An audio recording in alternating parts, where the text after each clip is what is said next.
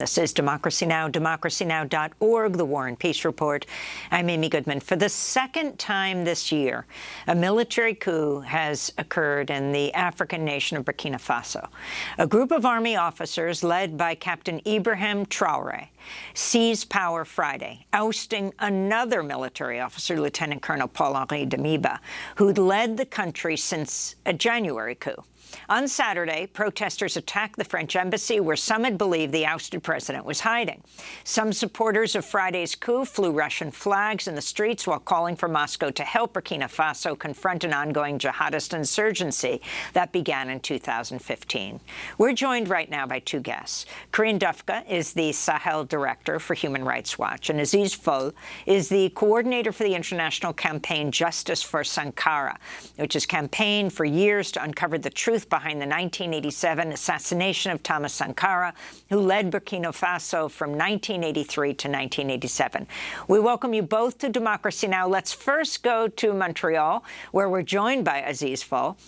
If you can talk about what is happening in Burkina Faso right now, why have there been two coups in the last year? Well, truly, this is the aftermath, I think, of Compaoré's ousting.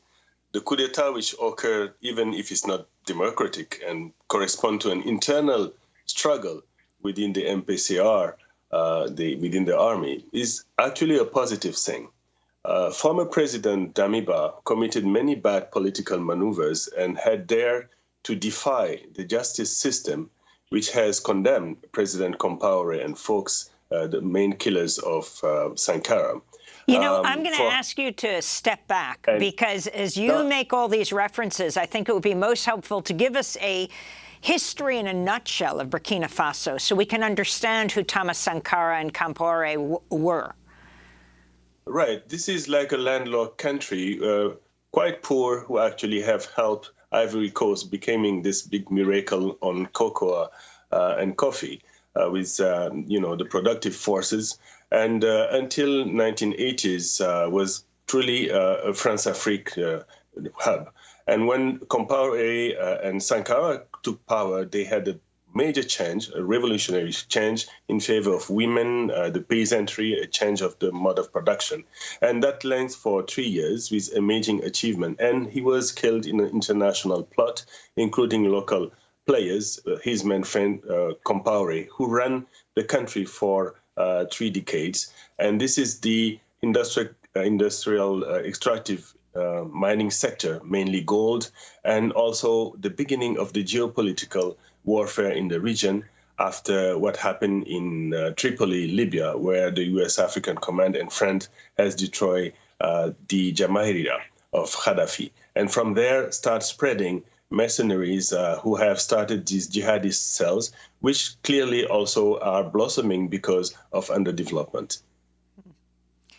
And the significance, I mean, you have spent many years looking for justice and accountability in the assassination of Sankara. If you can talk about him and his significance, not only in Burkina Faso, but in Africa. I think he symbolized for most African youth, the hope of a sovereign Africa. He actually gave his life for that.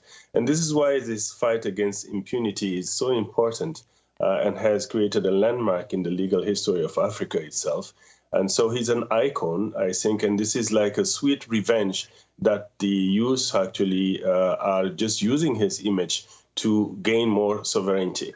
And this issue is very important as also, the whole Sahel region is now destabilized. And you have like 2 million people who have been displaced in the region. And the trial opened a kind of wound in the country by actually undermining the role of France. And this is where the whole geopolitical landscape is changing.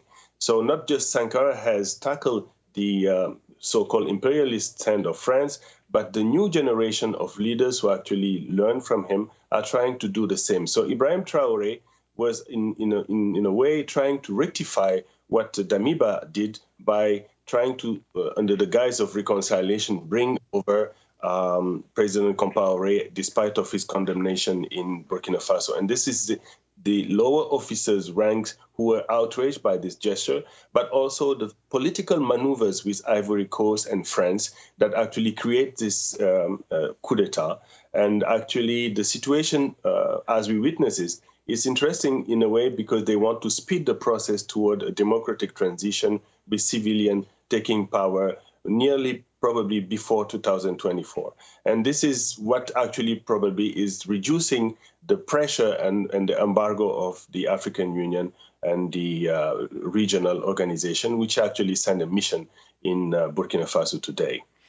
Corinne Dufka, you're the Sahel Director for Human Rights Watch. If you can talk about the role of, talk about these last two coups, and then the role of the United States in military training, their connection to those involved with these coups. Apparently, the former president who came to power in a coup, Damiba, has left for Togo, left on Sunday. Mm-hmm. Yes, sure. So Burkina Faso, since at least 2015, is experiencing a complex and devastating crisis, which is both security because of the presence and the increasing presence of armed Islamists linked to the Islamic State and Al-Qaeda, a humanitarian catastrophe, and then, of course, the political crisis, which has been intensified by these two coups within the last year. The Burkinabe have lost probably estimated to be 40% of their territory to these armed Islamist groups who are slaughtering people, raping women, and undermining their ability to farm. And it's a largely agrarian society. On the other hand, the security forces have engaged in a lethal counterterrorism strategy and have allegedly executed hundreds of terrorism suspects. People are absolutely beside themselves, including the security forces. Damiba came to power in January, pledging to address this rapidly deteriorating security situation on account of the armed Islamists. And he was unable to do that to the extent that this really, I think, is the primary reason for the coup d'etat. Now, yes, Damiba, I believe, was trained by the United States, if I'm not mistaken, but he was similarly trained by the French and by numerous other actors. Burkina Faso is a very proud country, and they have largely tried to address the counterterrorism threat on their own. In many ways, they've resisted the presence on their territory of other countries. The United States was engaged in training the military, again, the French and others as well. So I see this as primarily a Burkinabe problem, and it's situated within the wider Sahel, in which, it's the fastest growing area for armed Islamist activity pretty much in the world. And it's situated in between Mali, where there was, which has been battling these armed Islamists linked to IS, the Islamic State and Al-Qaeda. So it's really a very complex situation. And again, situated within, there's a call for the people of Burkinabe, as my colleague mentioned, who was speaking just now. There are 10% of that population, 2 million out of 20 million people, are displaced on account of this insecurity. Can you talk about why protesters would be holding Russian flags and calling for assistance from Moscow, Corinne? Well, we're in a bit of a geopolitical realignment here with respect to military aid, where the Russian-backed Wagner Group has over the last year gone into Mali. The Malians don't admit they're there; they say they're Russian traitors, but there are hundreds of them in the country, and it coincided with a serious deterioration of relationship with the French, and the French did make some mistakes with respect to managing military sort of engagement in Mali. So Mali is engaged engaged these Russian trainers. I myself documented a massacre by the joint forces with the Malians and these Russian-backed trainers of 300 people in March of this year. So they're engaging in very serious human rights abuses. But I think, again, people are beside themselves because of this growing and lethal Islamist threat that has taken root in the country. So I think they're looking to Russia as France backed out of Mali. I'm not quite sure. I'm not convinced that the Burkina Faso are going to welcome the Russians in as they have in Mali. I'm not convinced about that. We'll see. But I think it's a reflection of their growing fear. And remember, there are hundreds of Burkina-based security forces who have lost their lives as well. So people are desperate, and they're looking to anyone who might be able to help them better tackle this lethal threat. And what is Human Rights Watch calling for in Burkina Faso? Well, we don't take a position on mercenaries. We don't take a position on coups. What we look at are the human rights dynamics. We call on the coup leaders to respect rights, to restore democracy, but also for those engaged in counterterrorism operations to ensure that their response is grounded in human rights. Because if they don't do that, it only pushes more and more people into the hands of the armed Islamists, who are adept and very clever at exploiting all kinds of fissures, economic, ethnic, political, and so on, to garner new recruits. And Aziz Fall, if you could address the attack on the French embassy, if you can talk about the history of France in Burkina Faso. Well, I think truly this is not a Burkinabe case. United States and France had a great responsibility in what is happening in the region, despite of what my colleague is saying. I think here we have to look at the geopolitical problems that were actually implanted in that region, in the Sahelian region. So people are outraged with the role of France, but also the role of the United States, who have started this terrorist cells in the region for geopolitical reason. So, in a way, people want to change the landscape. I think President Macron, just by saying that he would declassify the document in the killing of Sankara, when he said that he will change his strategy on the military battlefield by changing Barkhane's role in Mali, were not very convincing. We didn't receive most of the declassified document, as well as for the United States. And it's the same situation that actually put these people trying to imitate what is happening in the Republic of South Africa.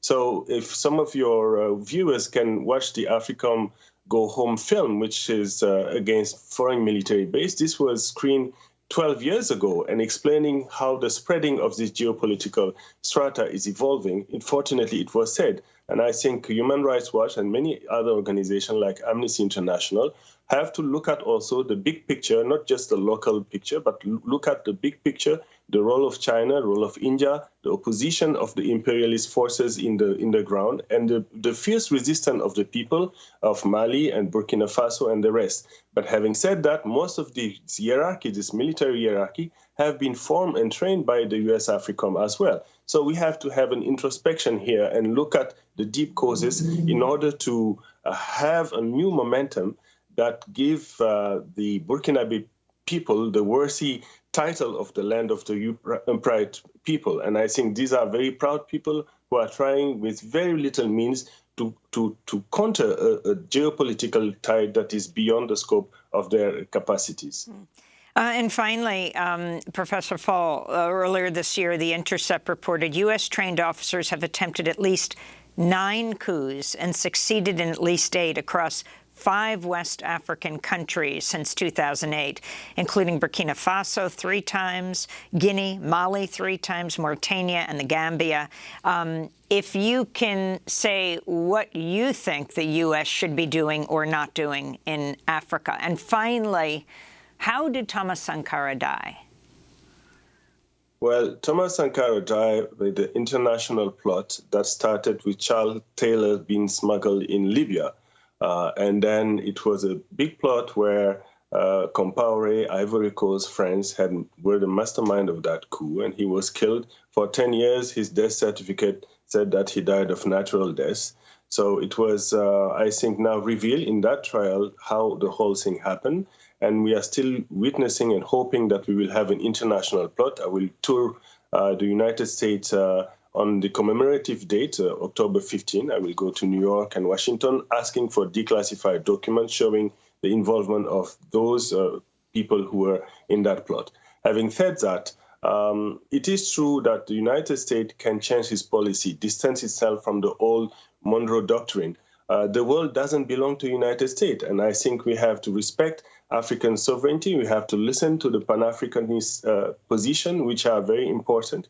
And once we have that, if we have a different position on how the former 20th century cannot repeat itself in the 21st century, then I think the United States will change his policy. No one is actually denying the military might of the United States. I think they have a political, geopolitical power, but people in Africa look for a multipolar system.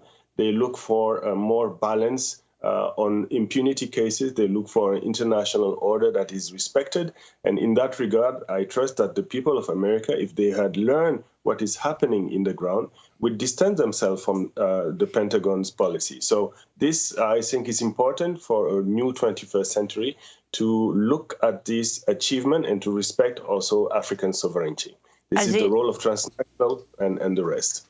Aziz Fall, we want to thank you for being with us, coordinator for the International Campaign Justice for Sankara, and Corinne Dufka, Sahel Director for Human Rights Watch.